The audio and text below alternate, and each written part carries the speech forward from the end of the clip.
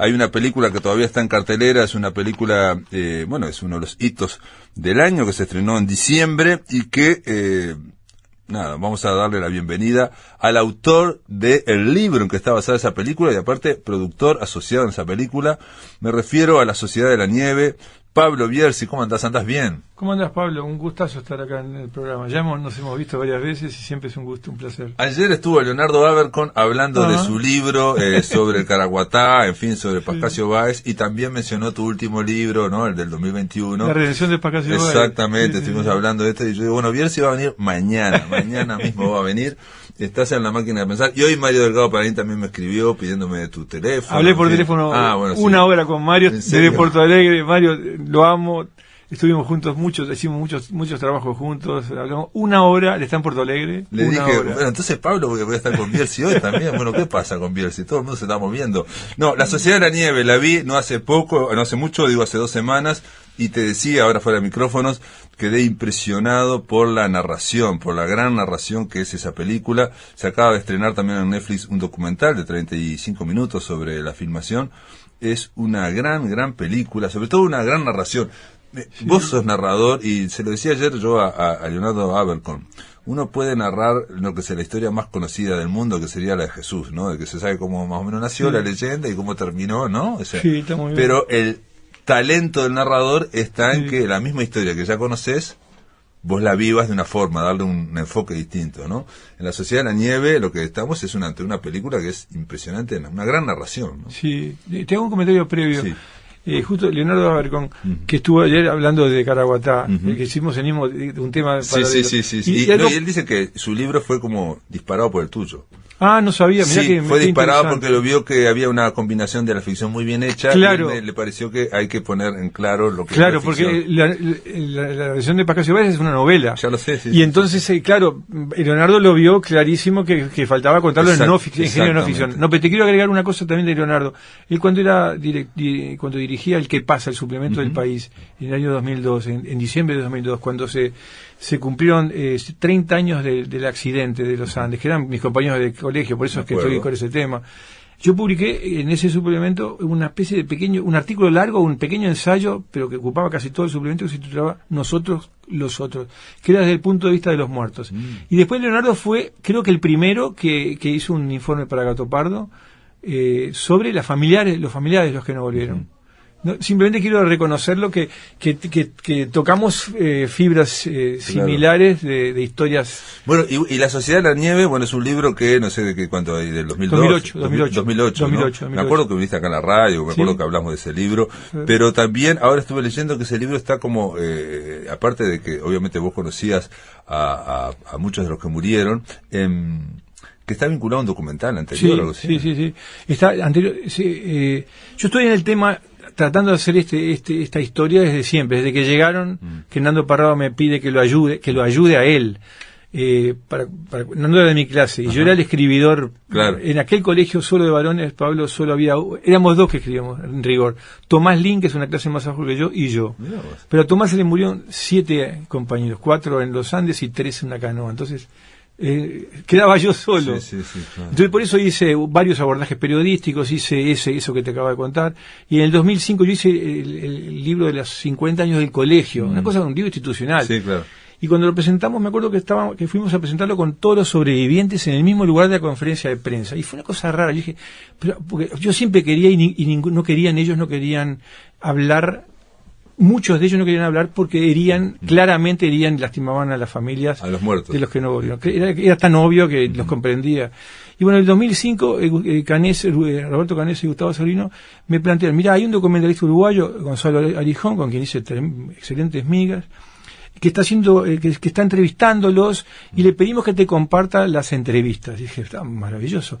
Si a eso le sumo, y aparte ahí se crea la sinergia, que todos van a participar. Claro. Si a eso le sumo las entrevistas que yo le voy a hacer, es como te pasaría a ti, Pablo, cuanto más info. Yo tenía ya el libro de Nando Parrado, que ya lo publicó él por la suya, o sea, ya no contó con mi ayuda en el 2006, yo leí Las Galeras en el 2005, todo esto es prehistoria, ¿no? Pero así fue la génesis de un libro.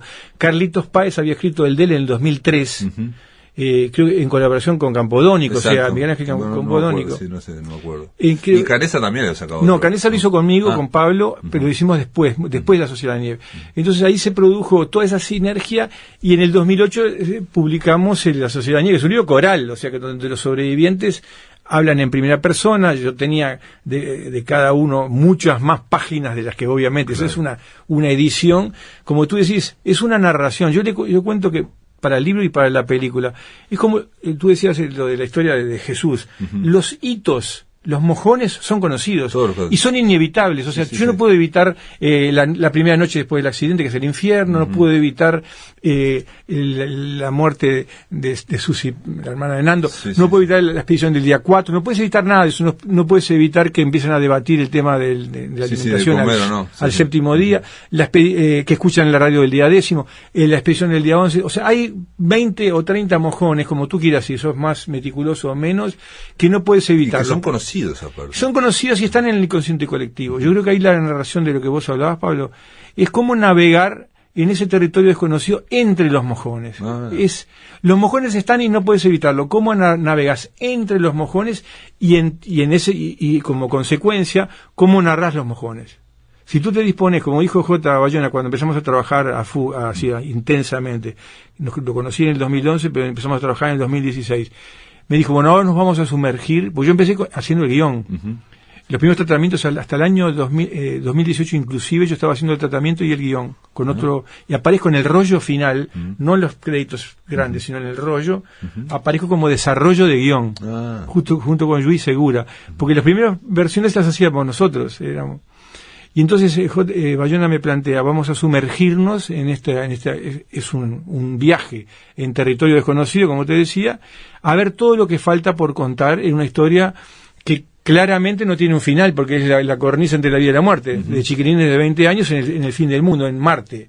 Tú pones un grupo, como dice Canessa, es un laboratorio de comportamiento humano. Claro. Tú pones un grupo de 20añeros en la cornisa entre la vida y la muerte, donde, como también dice Canessa, cuando uno muere no tengo lástima por el que muere, sino lástima por mí, porque soy el que estoy en la fila, soy el que estoy en lista de espera. El siguiente, sí. Entonces ya, evidentemente, si tú buceas en ese tipo de dilema, Pablo, estás tocando un dilema universal, estás tocando para qué estamos acá, cuál es el sentido de la vida, qué es la generosidad, qué es el altruismo, qué es la fraternidad, qué pasa cuando al hombre tú y yo nos criamos con las ficciones apocalípticas del Señor de las Moscas. Yo desde que soy niño, para mí el ser humano, cuando está en un momento desgraciado, surge la bestia, la jauría humana. Desde el Señor de las Moscas hasta hoy, ¿verdad o no? Claro, el Señor de las Moscas, Y yo siempre, desde que tengo 22 años, yo sé que eso es mentira, o que eso es una ficción. Son versiones, otra versión. Pero yo lo tengo asimilado, desde que los escuché a los chiquilines en la conferencia de prensa y hablé con ellos a los 2 días, lo tengo incorporado en mi psiquis y en mi vida. Que eso no es así, eso es que en la verdad, cuando el hombre está en la peor circunstancia imaginable, lo que surge es un hombre bondadoso, generoso, la misericordia y la compasión. Entonces ¿de qué me hablan las ficciones apocalípticas? El Mad Max. Claro. Es un laboratorio de escritorio. Vos y yo acá vamos a escribir y para hacer Sí, bueno, el Señor de las Moscas, ahora me hiciste acordar porque Bioy Casares dijo en un momento del Señor de las Moscas, dice, este hombre que escribió el Señor de las Moscas fue vedel en un colegio, dice, ¿no? Mirá, y obviamente vio a los gurises como son, dice, y los trasladó, dice, su aversión por esos gurises los trasladó a una isla, digamos, no sabía que era vedel. Sí, vedel, bueno, viste que capaz que Bioy Casares lo estaba estaba ninguneando, pero estaba vinculado a un colegio. Claro, traía una carga personal de él contra los chiquilines que estaba harto, ¿no? No, pero digamos, viendo la película, por un lado, bueno, decíamos fuera de micrófono, para ver, a lo mejor mi elogio es muy sofisticado o no es tan claro, digamos. A mí lo que me encantó de la película es el poder de narración que tiene este hombre, ¿no? O sea, me hizo acordar a una película de Steven Spielberg, del mejor Steven Spielberg, pero además es un Spielberg latino. Total. Latino, ¿no? Con esa cuestión de y ahora que vi el documental que está en Netflix, está claro también la verosimilitud del tema de trabajar con cosas reales. Absolutamente. Que eso se nota también, sí. Y es muy español también, muy latino, sí. ¿no? Sí, esa, sí. cuestión. Bayona, J, somos muy, como te dije, muy amigos de él y de las dos productoras que son Belén Tienzi y Sandra Hermida, porque hace años que estamos y sintonizamos siempre la misma frecuencia, son mucho más jóvenes que yo, ¿no? Son no tiene 50 años, J. Y una pregunta, él estaba haciendo Lo Imposible, que es una gran Exacto, película, sí. que es una gran narración con Iwan Sí. McGregor y Naomi Watts, y Sí. dice que ahí, claro. terminó el rodaje y... antes del rodaje. Y abrocharon para hacer un acuerdo. Claro, él estaba en pleno Tipo proceso 2011, en 2011, estaba en pleno proceso, la película de Lo Imposible es 2012, estaba en pleno proceso de asesoramiento y encuentra a la Sociedad de Nieve, que le habíamos ido a presentar a España en el año anterior con dos sobrevivientes, Daniel Fernández Strauch y Antonio Tintín Vicintín. La fuimos a presentar, él le llega el libro y le parece le fascinó tanto, incluso ahora estaba escuchando... Acau hizo un trabajo Acau, la agencia del cine, hizo un trabajo espectacular con J. Bayona, con las productoras, que va a difundirse. Bien. Que lo hicimos el día que en el 13 de diciembre, acá en Montevideo, y se titula Uruguay y la Sociedad de la Nieve. O sea, el factor Uruguay dentro de la Sociedad de la Nieve. Entonces te decía que J. le llega a la Sociedad de la Nieve, se da cuenta que ahí tiene insumos infinitos para un episodio, porque lo del tsunami de Tailandia del 2014 es un día, del 2004, perdón, es un día. Acá tiene 72 días y una multiplicidad de personajes, no solo los que están los sobrevivientes, sino también lo que yo podía identificar de los que no volvieron, que la mayoría los conocía, todos los que eran exalumnos de colegio. ¿Y a Numa Turcati vos lo conocías? No lo conocía. Cuando J decide...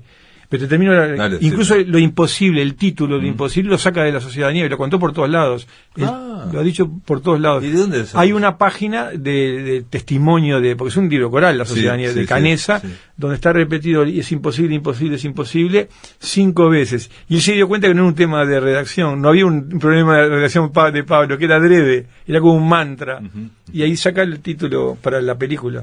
Por eso es interesante como hay una simbiosis y como que hay mucha empatía que tenemos con él. Tú decías que es un Spielberg latino. El cineasta que él más admira es a Spielberg. Spielberg le encomendó para hacer Jurassic World, le encomendó varias cosas y él siempre le dice que no.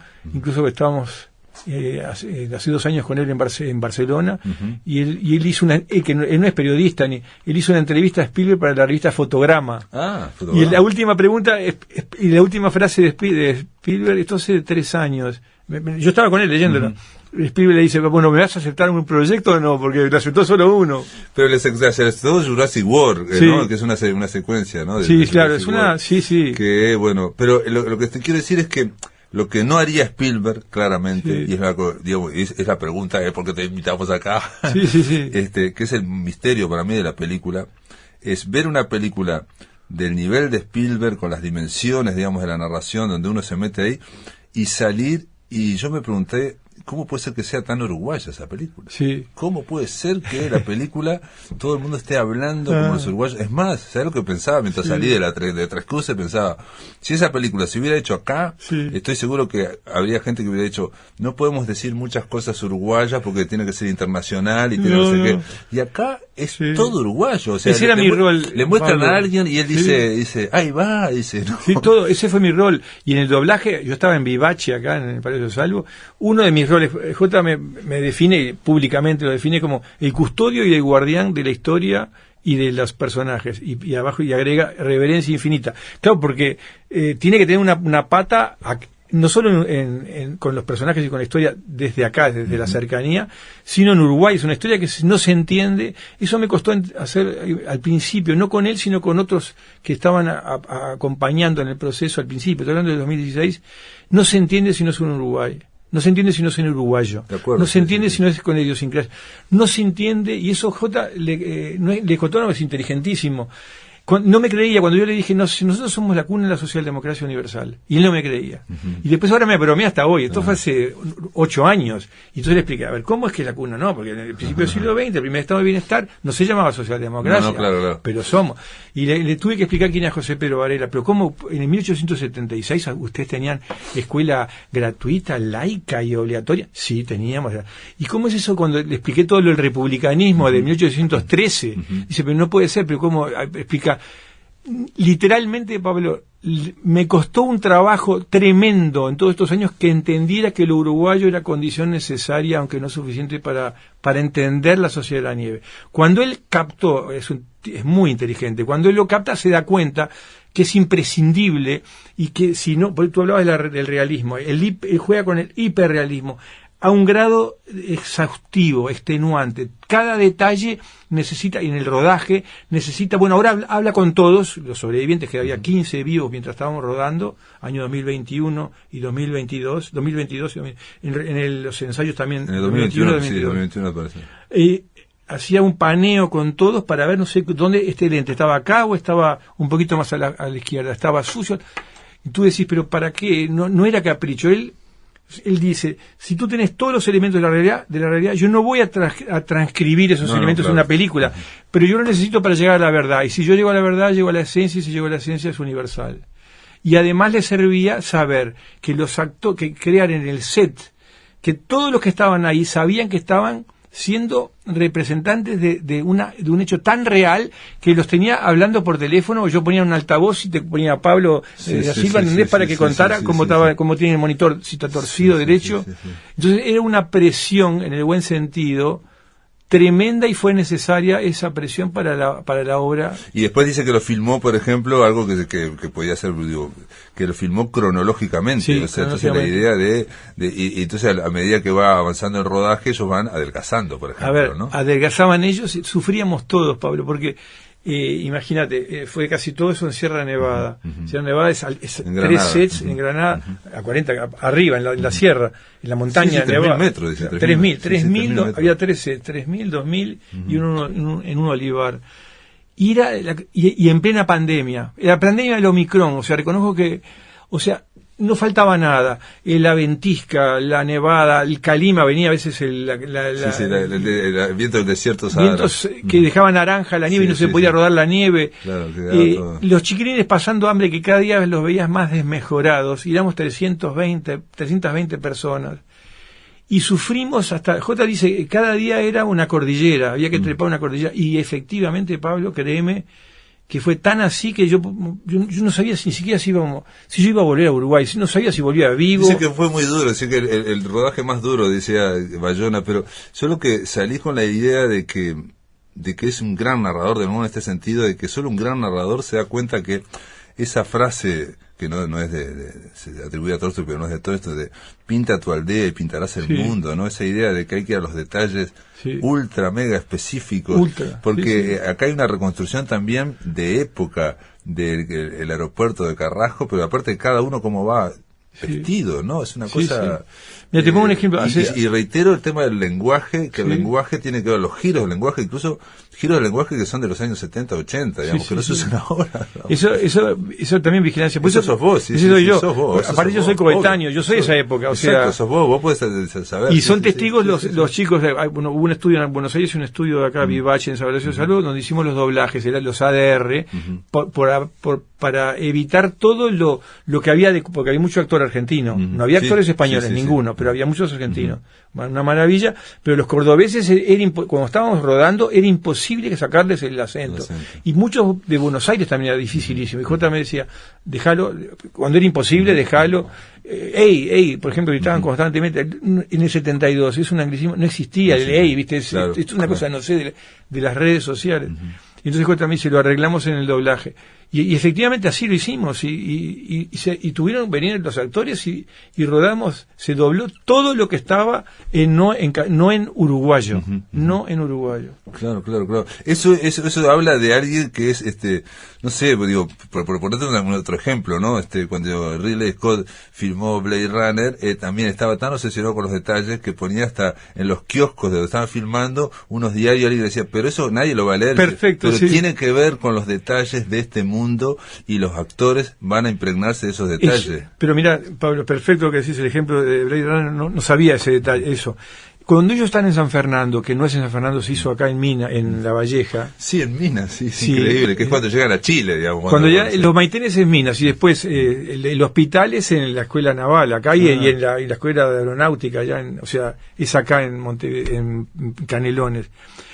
Si tú ves los diarios que están en la pared, y los anuncios, los avisos, que es absolutamente imposible que nadie... O sea, nadie lo puede ver en la película porque están en el segundo plano y están, además, fuera de foco. O sea, es imposible que lo vean. Pero me acuerdo que algunos oyentes que fueron a acompañar ese rodaje, los miraban y me decían, pero no puede ser, esto es real, es de la época. Estos son los diarios de la época, por lo que tú acabas de decir, Pablo. Para que todos estuvieran impregnados, muy importante, de los actores, los técnicos, de que era verdad, de que estamos honrando una historia de verdad y que teníamos los testigos, porque en Uruguay venían los sobrevivientes a vernos. Claro. En España nadie venía, el único que estaba era yo, el que...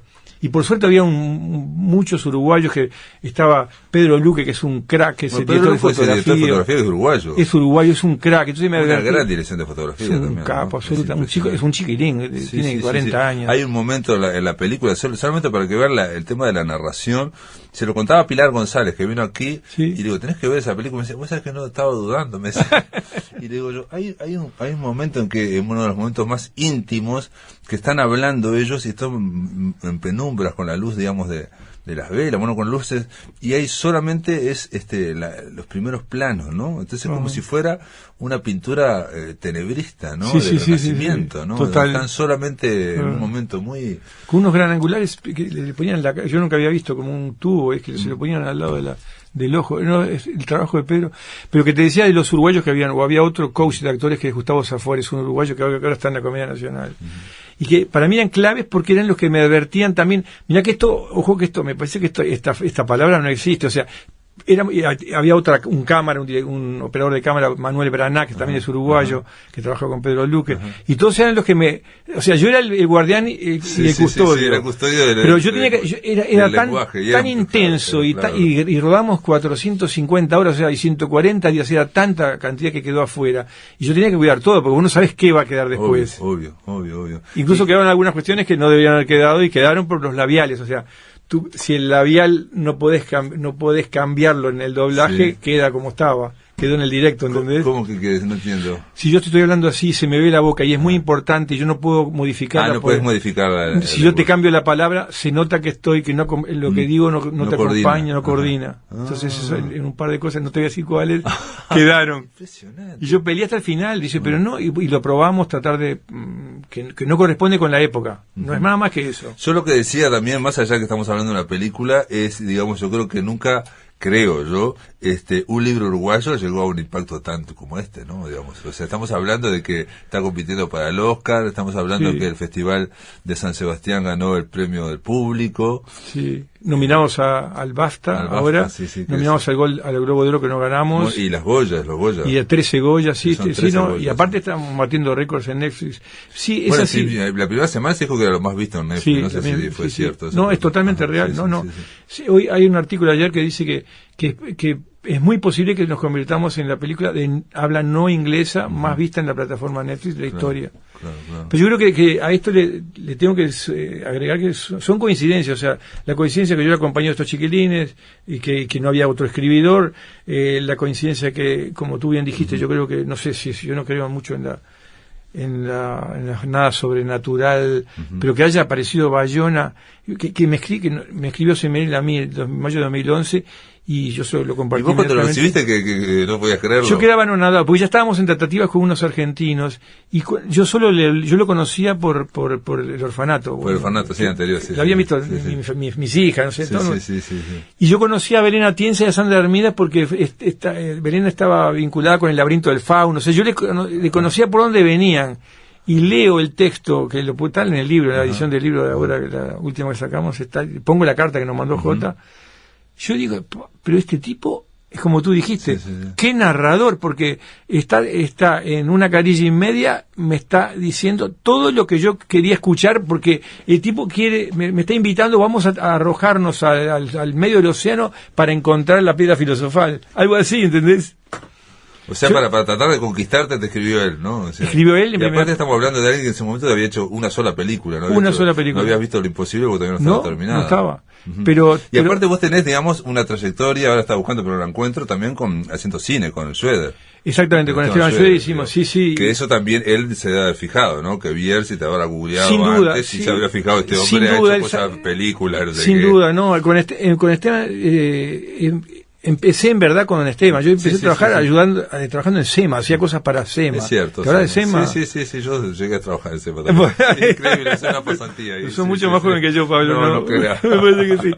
Pero claro, yo empecé con Esteban y la primera película donde participé fue... Bueno, había participado... También, ¿no? Sí, había participado una en Brasil, que como guionista en el 85 con César Chalone, que era el director de fotografía.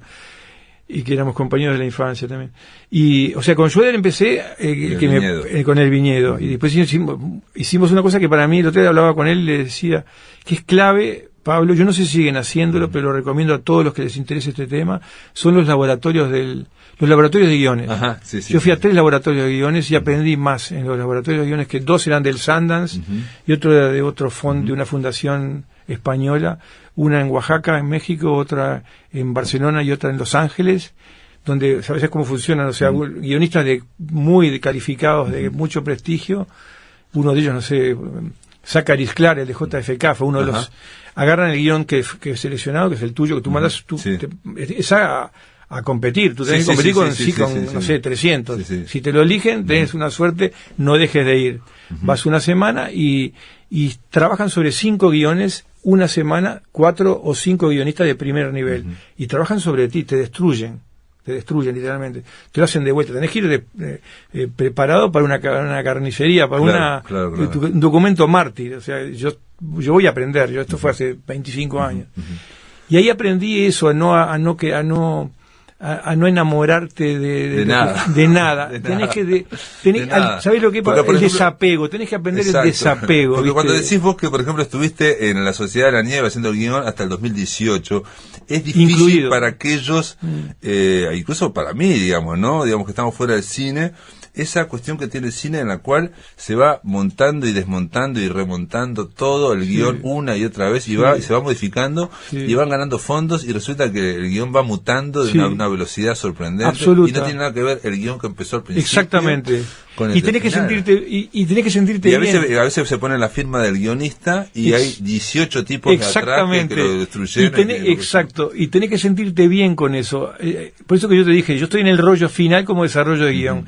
Estamos en Londres hace un mes y Bayona estaba ahí como chiste con todo. Estábamos los dos adelante, un screening para el BAFTA, o sea, era gente votante del BAFTA. Sí, el BAFTA es como el Oscar de Inglaterra, ¿no? Igual que el Goya es el Oscar de España, o el César es el Oscar de Francia. Exactamente, de Inglaterra. Entonces Jota como broma dice, sí, no, porque nosotros tiramos a la basura un montón de guiones, tiramos varios tuyos, ¿no, verdad, Pablo? Y yo le dije, pero mira, Jota, sí, pero para mí es un orgullo, es un honor que los hayas tirado a la basura, porque yo sé que ese sedimento son como...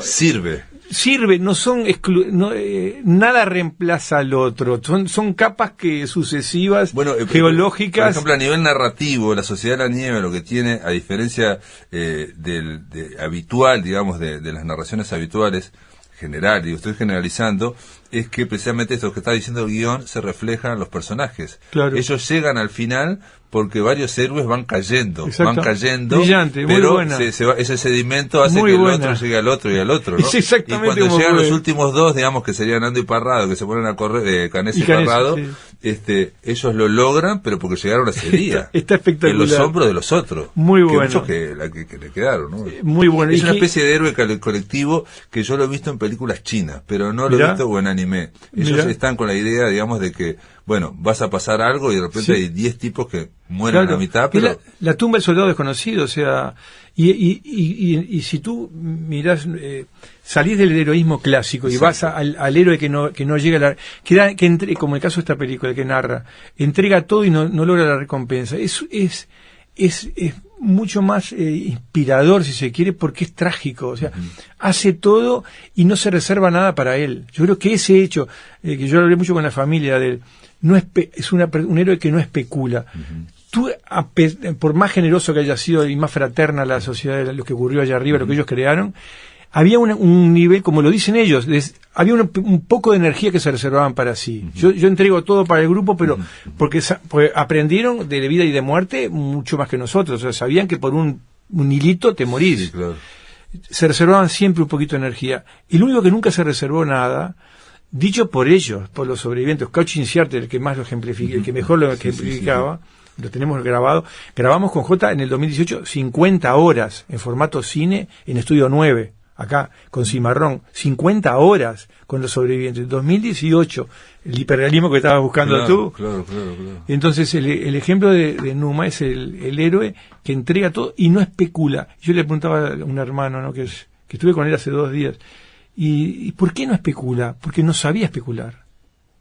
O sea, es increíble. Es increíble, sí. No sabía, no es que... Si alguien dijo, sí, que como que lo había dado todo, o algo así. Era esos personajes tan tipo generosos. como en el fútbol, que recorre toda la cancha. Un gran futbolista era, exactamente. Que se deja toda la cancha, no sé qué, y que no hace gol, digamos, pero que es el que contribuye y que era muy humilde. A acercar la pelota, digamos, para que otro hagan el gol. Es exactamente ese es el perfil. Porque hablamos como yo no lo conocía, porque era de otro barrio incluso, y de otras generaciones. Yo tenía 22 y tenía 24, cumple 25 en la montaña. En aquella época, a los 22 años es un disparate. Y aparte no era del mundo ese de... Y aparte el actor que encontraron, ¿no? Es igualito a Drive. Es una joya. Tiene un carisma fotogénico impresionante. Yo cuando lo empecé a ver caminando dije, y el hecho de que todos sabemos que está muerto, ¿no? O sea, exactamente. Eso es algo de nuevo, ¿no? Mira, cuando estamos en el casting, yo acompañé el casting en Uruguay. O sea, yo no sé nada, yo siempre dije a Jota y a Belén y a Sandra, yo no entiendo nada de lo actoral, tampoco me interesa, entonces no entiendo y ni me interesa, pero sí me gusta el cine como a ti y sé apreciar. Claro. Entonces él decía, no, vos ponete atrás mío. Porque yo conocía a los personajes reales, a ver qué te hace acordar, qué no. ¿Qué te resuena más? ¿Entendés? O sea, yo estaba atrás de él. Bueno, Bayona dice también, no solamente el parecido físico, sino el parecido ético, moral, psicológico. Y entonces cuando me muestra, había 3 finales para hacer Numa y me dice, estaba haciendo el casting con ellos, yo estoy atrás de él, se da vuelta así y yo le digo, que yo sin conocerlo, pero ya sabíamos mucho de Numa porque habíamos investigado todo lo que podíamos. Yo le digo, este chico no puede morir.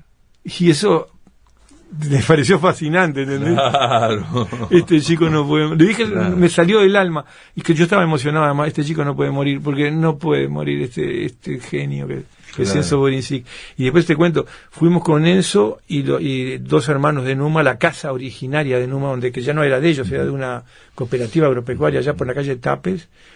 Y fue tan emocionante. Y estaba Bayona, los 2 hermanos de Numa, Enzo Borincic, yo, y había otra productora, creo que Marga Huguet, otra de las productoras.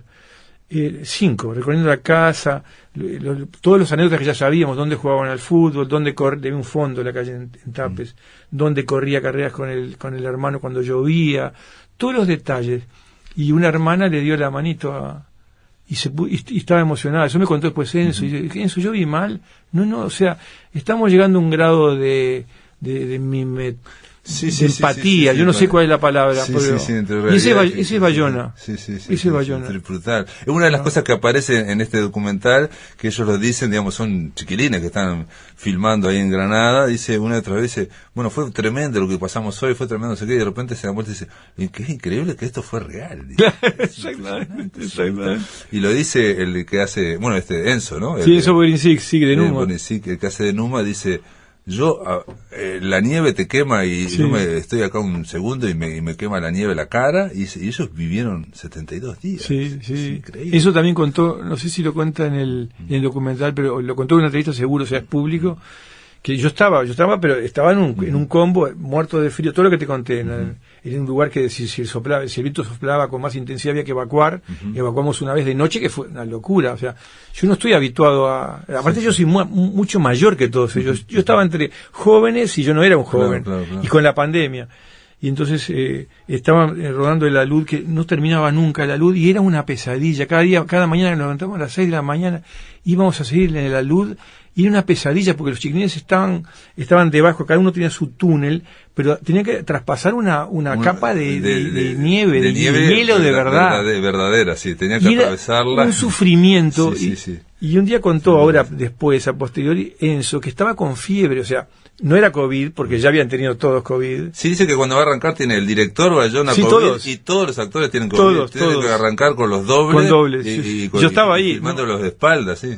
No podías, ese primer día, que eso lo cuento en la reedición del libro, porque yo escuchaba a Bayona hablar, era como de ultratumba. Nosotros siempre decíamos, hay que trasladar, que el espectador tiene que saber que está siempre en el umbral de la vida y la muerte, y siempre en el umbral de lo real y lo irreal, porque así vivieron ellos. Exacto. Entonces, yo dije, pero esto parece mentira, pero esto parece verdad y parece ficción, y estoy entre la vida y la muerte, y estaba toda la gente enfundada con mascarillas, todos 100%, por la COVID. Con el frío, todos enfermos, y escuchabas por altoparlantes en el gigantesco hangar la voz de Jota, que estaba en una caseta, y venía de ultratumba las órdenes, y los actores no estaban los dobles, idénticos.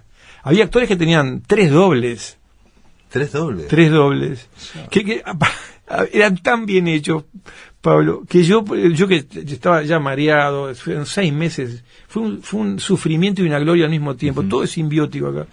Yo saludaba al mismo personaje 5 veces. Dije, pero a este lo saludé. No, estaba saludando los dobles. Claro. Y los tipos, claro, estaban acostumbrados a que los confundan con el personaje increíble.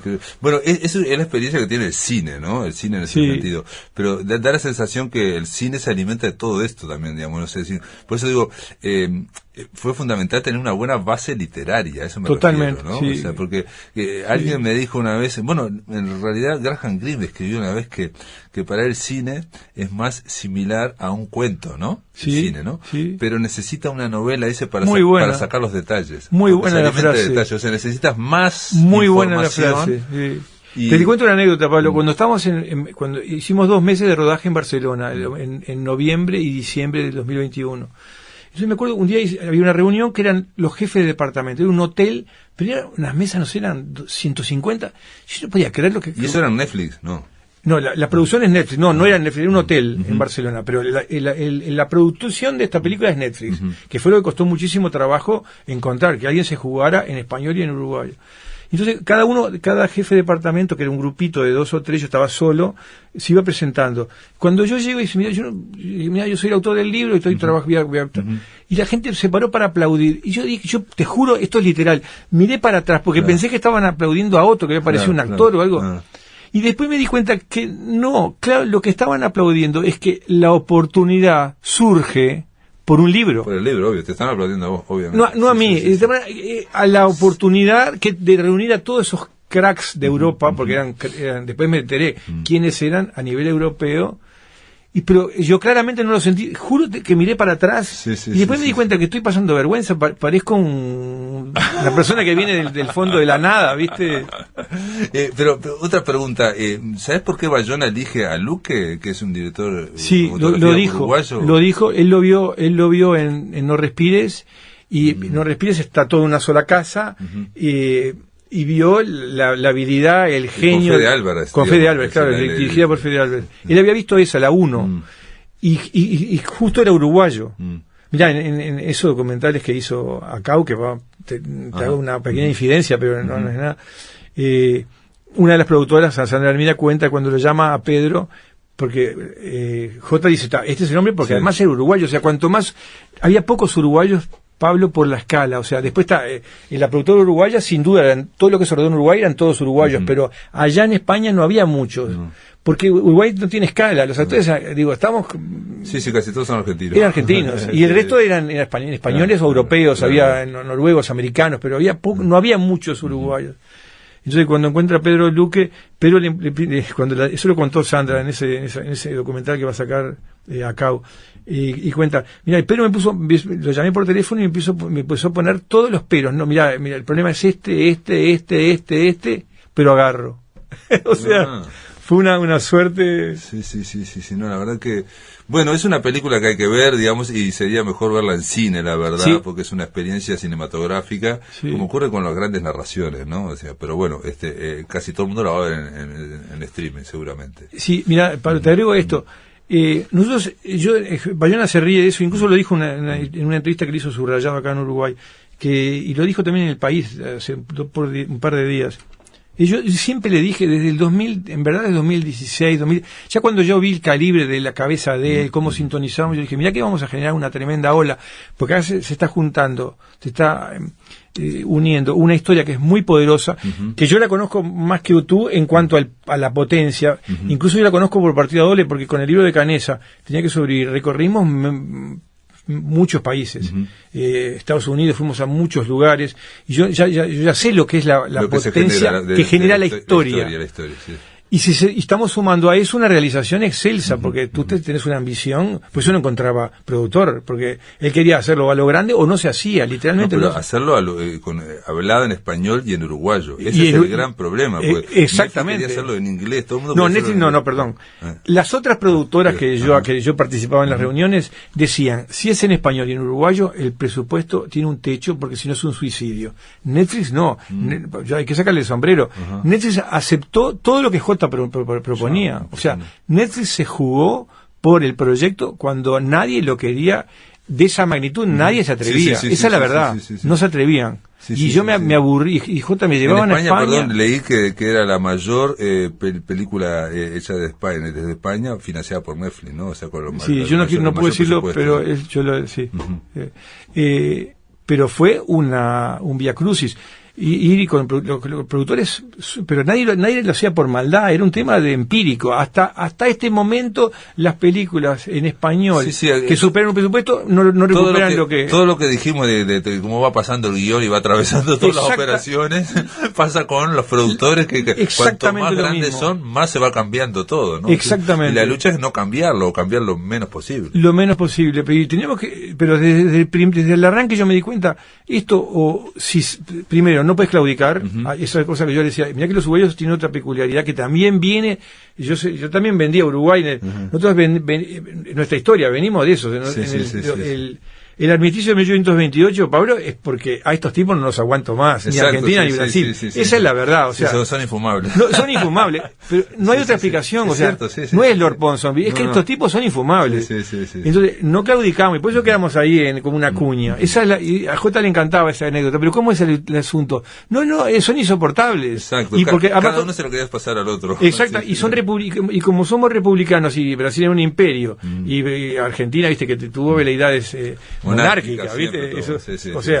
Buenos Aires no quería, ¿no? Para Buenos Aires era una molestia esta provincia. Exactamente, es como dicen, la capital de un imperio imaginario.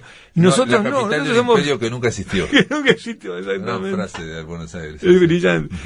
Y Uruguay es republicano desde que nacimos, es equilibrada desde que nacimos. Yo le mandaba todas las frases una frase de Josep Borrell, que estuvo acá en Uruguay hace 3 años, el canciller europeo, dice, es la sociedad más equilibrada de América Latina desde el principio del siglo XX. Entonces le mandé la frase así, que es lo que yo le estoy vendiendo desde 2016, ¿entendés? Bueno, vamos a terminar, Pablo Bierzi. Entonces le dijiste eso a Bayona, que se viene una gran ola, guarda, y él no era consciente de toda la ola que se venía. No, él me creía, pero no demasiado. Pero lo que pasó fue, después hasta hoy me llama y me dice, che, la ola se dio, o sea, la ola se dio, no puede creer lo que acerté, pero yo no es que tenía ninguna sabiduría, es que conocía el poder de la historia y conocía lo que era Bayona. Claro. Lo que no podíamos prever es que lo que yo estoy diciendo es que la ola se convirtió en tsunami, eso que está pasando, que copa el mundo, que está media juventud dentro del avión, y eso yo creo que es que yo no tenía la menor idea, y Jota tampoco, porque él no trabaja mucho, él solo hizo para Amazon El Señor de los Anillos 2 capítulos, y es el streaming, el fenómeno del streaming. Tú dijiste que esta película hay que verla en cine, pero el avalancha vino por el streaming. Claro. O sea, yo estoy de acuerdo contigo, es una película hecha para cine, Jota trabaja para cine, pero la avalancha, el tsunami ese emocional de que hay medio mundo o media juventud adentro del avión con los mismos dilemas y preguntas de los chicos del 72, eso lo provocó, eso es el streaming. Claro, es la pantalla global lo que hace que, digamos, participen todos. Yo estuve en octubre, te digo, en España, y increíblemente ya aparecían en la televisión cosas de que hablaban de la próxima película Bayona y se contaban de los 50 años, porque claro, el 3 de octubre había caído el avión, entonces ahí apareció en octubre, ya había aparecido, digamos, pero el impacto nadie lo podía prever. Pablo Bierzi, bueno, felicitaciones por esto. Y una obra muy coral. Hay que disfrutarlo. Muy coral, hay que trabajar. Con Jota tenemos también la misma frase. Cuando dicen ahora en Inglaterra, los americanos, enjoy. No que enjoy, acá we must work. Hay que elaborar porque hay que romper el prejuicio contra la gente que piensa que lo hispanoparlante es de baja de clase B. Sí, o que una cosa con el acento rioplatense no tiene un piso, tiene un techo, Hay que romper prejuicios, Pablo, y estereotipos. Pero tiene que ver con un gran narrador como Bayona. Pablo Bierzi, gracias por estar en La Máquina de Pensar. Un placer.